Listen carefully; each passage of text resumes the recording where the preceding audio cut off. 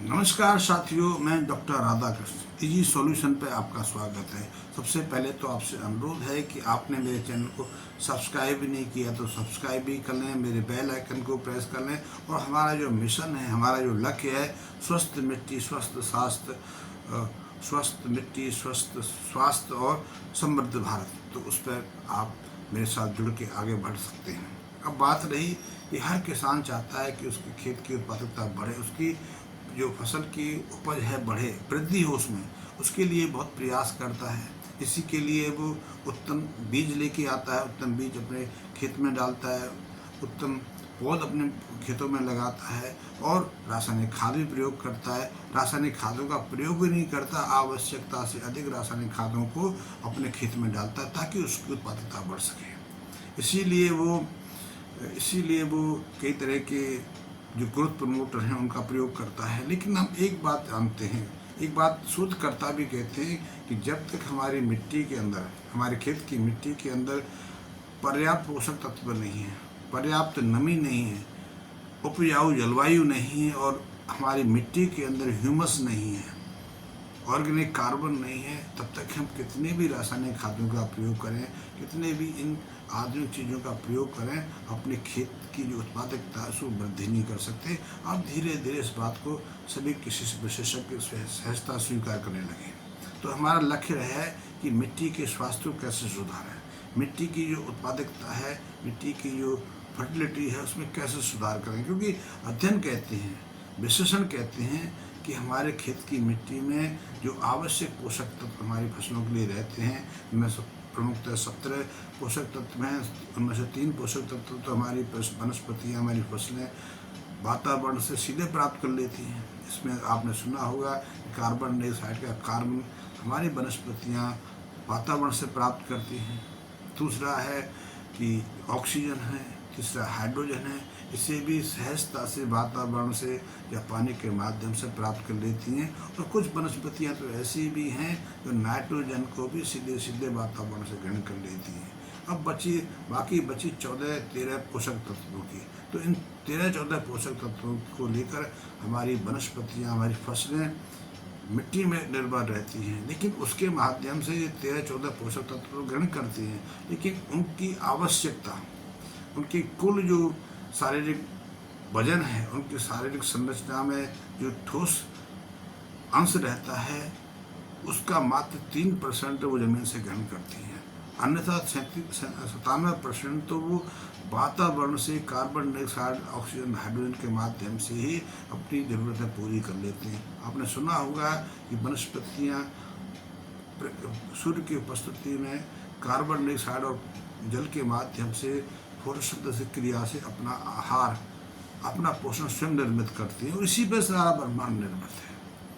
तो जो 3% शेष बचा, उसके लिए हमारी वनस्पतियाँ मिट्टी पर निर्भर करती हैं और मिट्टी में ये सारे पोषक तत्व पर्याप्त मात्रा में विद्यमान है। फिर भी हमें रासायनिक खादों के रूप में बहुत कुछ इसमें देना पड़ता है। हर साल हमें 1 एकड़ बात करें, चाहे वो गेहूँ की फसल हो, चावल की हो, कॉटन हो, गन्ना हो या फिर साग सब्जियाँ हो, फल हो, हमें 1 एकड़ के लिए कम से कम 150-200 से किलोग्राम के आसपास तो यूरिया के माध्यम से नाइट्रोजन देना पड़ता है। 100-125 किलोग्राम के आसपास फास्फोरस के रूप में DAP का प्रयोग करना पड़ता है और DAP के माध्यम से हम काफ़ी मात्रा में नाइट्रोजन भी देते हैं। पोटासियम की ज़रूरत को हम MOP के माध्यम से पूरा करते हैं। सल्फर है, सल्फेट है, कैल्शियम है, इन सब के लिए भी हम दूसरे रसायनों का प्रयोग करते हैं। लेकिन वो पर्याप्त मात्रा मिट्टी में हैं, लेकिन हमारी वनस्पतियाँ, हमारी फसलें उसको ग्रहण नहीं कर पाती। क्यों नहीं कर पाती? क्योंकि मिट्टी में इन पोषक तत्वों के अलावा भी कुछ ऐसी चीज़ें रहती हैं जो इन पोषक तत्वों को ग्रहण करने में माध्यम का रूप प्रदान करती हैं, माध्यम का सहयोग देती हैं। लेकिन वो जब नहीं रहती हैं तो ये पोषक तत्व मिट्टी के रहने के बावजूद भी अनुपयोगी होते हैं। तो ये जो तत्व हैं वो ऑर्गेनिक कार्बन है, ह्यूमस हैं। ये ऑर्गेनिक कार्बन, ह्यूमस कहाँ से आता है, ये भी समझने की आवश्यकता है। ऑर्गेनिक कार्बन, ह्यूमस आता है जो हम फसल अवशेष अपनी फसल को अपनी मिट्टी में छोड़ते हैं।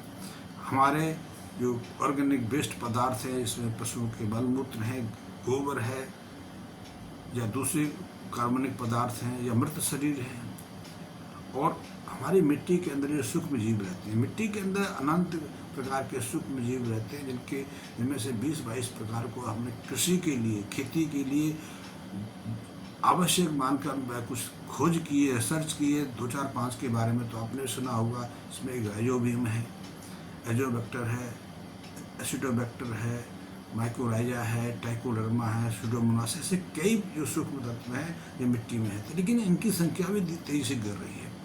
इनकी निष्क्रियता बढ़ रही है, और इनकी निष्क्रियता के कारण ये पोषक तत्व हमारी फसलों को पर्याप्त मात्रा में उपलब्ध नहीं होते।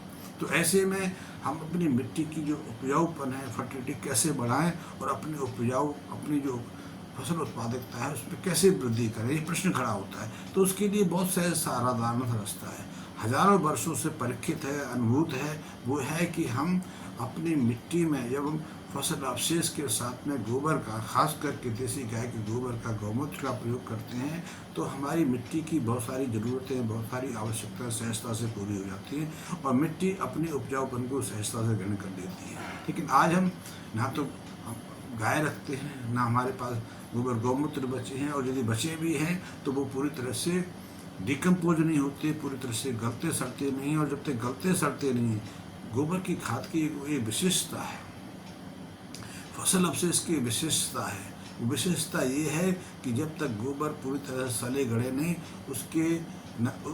वो ना तो हमारे सूक्ष्म जीवों को आहार के रूप में प्रयुक्त हो पाता है, उपयोगी बन पाता है, और ना जो सूक्ष्म रसायन मिट्टी में विद्यमान रहते हैं। क्योंकि मिट्टी के अंदर कई ऐसे कार्बनिक पदार्थ हैं, कई ऐसे रासायनिक संरचना है जो मिट्टी में उस रूप में विद्यमान रहें तो मिट्टी के उपजाऊपन को बढ़ाती हैं। ये रासायनिक तत्व हैं जो फसलों की जड़ों को विकसित करने में, जड़ों द्वारा इन जो जरूरी पोषक तत्व हैं उनको सोखने में, अपने जो पौध हैं उसमें विचरण करने में, वनस्पतियों के अंदर उपयोगी भूमिका निभा रहे हैं, बहुत महत्वपूर्ण भूमिका निभाते हैं। लेकिन आज ना तो गोबर है, ना सड़ा गला गोबर है, ना हम फसल अवशेष अपने मिट्टी में दे पाते हैं। इसलिए कार्बनिक पदार्थों की, ह्यूमस की मिट्टी में बहुत कमी होती जा रही है। हम एक समय था जब मिट्टी में ह्यूमस का, कार्बन का स्तर 2 से 3% के आसपास था। वो बहुत महत्वपूर्ण था, क्योंकि उस समय हम मुट्ठी 2 मिट्टी हम रासायनिक खाद अपने खेत में डालते थे, लेकिन उसी से पर्याप्त में उपज मिल जाती थी। आज तो बोरी की बोरी हम रासायनिक खादों का प्रयोग कर रहे हैं, लेकिन उपयोगिता नहीं बढ़ रही है, बल्कि उत्पादकता निरंतर घटती जा रही है। ऐसे में हम क्या करें कि अपनी उत्पादकता को बढ़ा सकें, क्योंकि उत्पादकता तो बहुत लक्ष्य है। हम अपने घर में, अपने आंगन में, अब छत पर कई तरह की फसलें लेते हैं, कई तरह के बेल लगा लेते हैं। हम अपने आंगन में कभी कभी पपीता लगा लेते हैं, नींबू लगा लेते हैं, संतरा लगा लेते हैं। तो लेकिन जब हमारे पेड़, संतरे के पेड़ पर 2-4 संतरे आए, खुश तो हो जाते हैं, क्योंकि हमारे आंगन में हमने कुछ ज़्यादा प्रयास नहीं किया। लेकिन किसान कैसे संतुष्ट हो जाए कि 2-4 एक संतरे पर 2-4 संतरे के पेड़ पर 2-4 संतरे लग जाए, नींबू के पेड़ पर 8-10 नींबू आ जाए, पपीते के पेड़ पर 4 से पपीते लग जाए। क्योंकि किसान तो इनसे संतुष्ट नहीं हो सकता, क्योंकि उसका जीवन, उसकी पूरी परिवार की जो आय है इसी पर निर्भर है। तो उसे भरपूर मात्रा में चाहिए। तो भरपूर मात्रा में कैसे लगे, वो तब लगेगा जब स्वस्थ मिट्टी हो और उसके वनस्पतियाँ के जो पेड़ पौधे हैं उनको पर्याप्त पोषक तत्व मिले। तो इसके लिए एक अपने प्रयास शुरू किया है। प्रयास ये शुरू किया है कि आप अधिक मात्रा में गोबर का प्रयोग नहीं कर सकते, क्योंकि आज के अध्ययन कहते हैं, ऐसे विशेषज्ञों का अनुमान है कि यदि आप आज अपने खेत में किसी भी तरह की खेती करते हैं, चाहे रासायनिक आधारित मॉडर्न खेती है या जैविक खेती है, जब तक आप 3 साल में कम से कम एक बार किसी भी फसल से पहले अपने खेतों में 10-12 टन के आसपास गोबर की गली सड़ी खाद का प्रयोग नहीं करते। इसके अलावा आप पर्याप्त मात्रा में दूसरे रासायनिक खादों का प्रयोग नहीं करते, तब तक आप अपने उत्पादकता को नहीं बढ़ा सकते। पर मेरा प्रयास है कि उसने प्रयास किया है कि आप यदि 10-12 टन के आसपास गोबर की खाद का प्रयोग नहीं कर सकते, लेकिन उसकी ज़रूरत को आप, हमारा जो गोबर भस्म संपूर्ण है, जिसमें गोबर का तत्व भी है, गोबर से तैयार राख भी है, इसके अलावा उसमें सीवीड्स भी है, क्योंकि जो गोबर का प्रयोग हमने अपने गोबर पर संपूर्ण में प्रयोग किया है उसमें वो जैव रसायन विद्यमान रहते हैं जो मिट्टी के लिए बहुत आवश्यक है, मिट्टी की फर्टिलिटी के बहुत आवश्यक है। आप इसके प्रयोग के माध्यम से अपनी मिट्टी की फर्टिलिटी को, मिट्टी की उपजाऊ उर्वरता को बढ़ा सकते हैं। सहज इसका प्रयोग करके देखें, ज़्यादा महंगा नहीं है। महंगे की बात तो मैं आपको बताऊँ, यदि आप इसको प्रयोग करना चाहते हैं, ट्राई करना चाहते हैं, तो 250 ग्राम से 300 ग्राम के आसपास मेरे से निःशुल्क ले सकते हैं।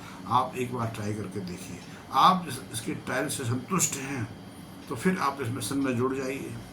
कोई ज़्यादा खर्चा नहीं है, क्योंकि आप निरंतर जब इसका प्रयोग अपने खेतों में करते हैं तो 3 साल 4 साल के बाद इसकी आवश्यकता आपके खेतों को नहीं रहेगी। लेकिन जैसे ही इसका प्रयोग शुरू करेंगे, मिट्टी की संरचना बदलती चली जाएगी, मिट्टी ज़्यादा उपजाऊ हो जाएगी, मुलायम हो जाएगी, उसमें नमी बढ़ जाएगी, ऑर्गेनिक कार्बन का स्तर बढ़ता चला जाएगा, उसमें जो सूक्ष्म जीवों की सक्रियता है वो असहज असमान दृष्टि से बढ़ती चली जाएगी। और जब सूक्ष्म जीव सक्रिय होते हैं तो बहुत सारे जैव रासायनिक जो तत्व हैं मिट्टी में आ जाते हैं।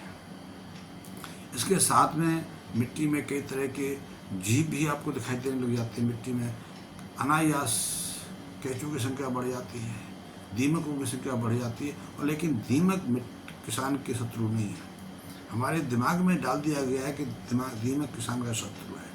दीमक किसान का मित्र है, कि दीमक हमेशा उस वनस्पति पर हमला करता है, उस पर आक्रमण करता है, उसको डिकम्पोज करता है जो पहले से सूख गई है, गल सड़ गई है, जिसमें कोई ना कोई जीव पुराने जो जिसको प्राण क्या कहते हैं घट गई है। दीमक हरे वृक्ष पर, हरी वनस्पति में कभी हमला नहीं करता। और जब वृक्ष सूख गया, वनस्पति सूख गई, तो उसे तो डिकम्पोज होके मिट्टी की फर्टिलिटी बढ़ने में ही सहयोग देने की आवश्यकता है। इसीलिए तो हम हरी घास का प्रयोग करते हैं, इसीलिए हम कई तरह के जो फसल अवशेष हैं उसको मिट्टी में दबाते ताकि मिट्टी की उपजाऊपन बढ़ सके। मिट्टी में सूक्ष्म जीव हैं, वो उसके माध्यम से अपना आहार प्राप्त कर सकें, अपनी संख्या बढ़ा सकें, अपनी वृद्धि कर सकें। तो इसी के माध्यम से तो मिट्टी की फर्टिलिटी बढ़ती है। तो आप मिट्टी के स्वास्थ्य को बढ़ाना चाहते हैं, अपनी जो फसल की उत्पादकता वृद्धि करना चाहते हैं, तो गोबर का प्रयोग कर सकते हैं, गोबर की खाद का प्रयोग कर सकते हैं,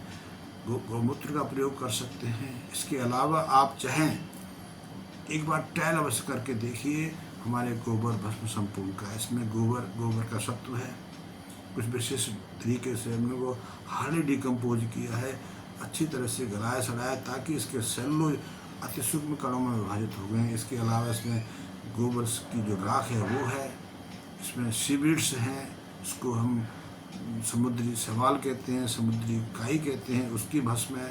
इसके साथ अलावा इसमें मुरंगा है और कुछ जड़ी बूटियाँ हैं।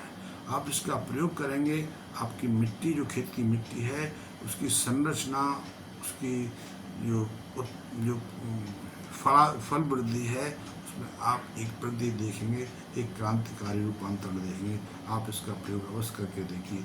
धन्यवाद मित्रों।